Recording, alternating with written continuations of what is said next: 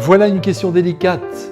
Faire la volonté du Seigneur, est-ce accepter ce qui nous arrive et recevoir les événements comme une fatalité? Eh bien, soyons clairs, la volonté de Dieu sur chaque vie humaine, personne ne peut vraiment prétendre qu'il la connaît. Il n'y a ni coup de fil, ni SMS qui tombe du ciel. La ligne est coupée. Il faut attendre la mort pour voir Dieu et entendre sa voix. Alors ça vous dit? Ah, mais nous ne sommes pas encore pressés, n'est-ce pas, de vivre cette ultime rencontre. En ce qui concerne la volonté de Dieu, la seule assurance que nous ayons, c'est que si nous vivons selon l'Évangile, nous plaisons au Christ et nous sommes donc sur la bonne route.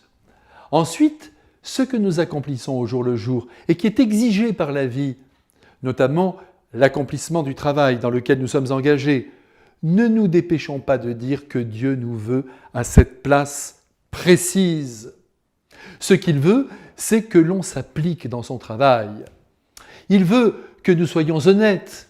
Il veut que nous établissions des relations de qualité avec nos collègues.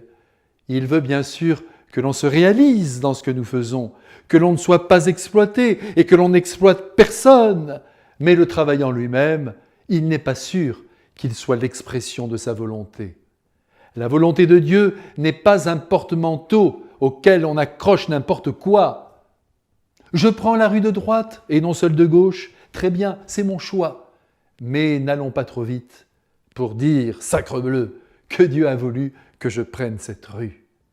Maintenant, comme il peut tout, il peut se servir de la rue que je viens de prendre pour me permettre de vivre une rencontre décisive pour le reste de ma vie. Tout est possible. Vous, comme moi, nous sommes libres dans nos choix. Vous m'entendez bien? Libres. L'essentiel est de les décider et de les poser avec nos yeux dans les yeux du Christ, donc en l'interrogeant, car il répond. Oui, il répond. Ou en interrogeant sa mère, ce qui est aussi très bien. En outre, chacun d'entre nous a été créé avec des qualités, des talents particuliers qu'il faut honorer. Et par là, chacun répond à sa vocation, à son appel, à sa destinée. Maintenant, si vous vous cassez la jambe en descendant les escaliers, évitez de penser que Dieu vous a fait tomber.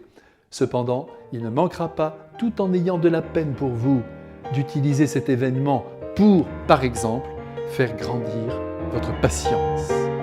À bientôt!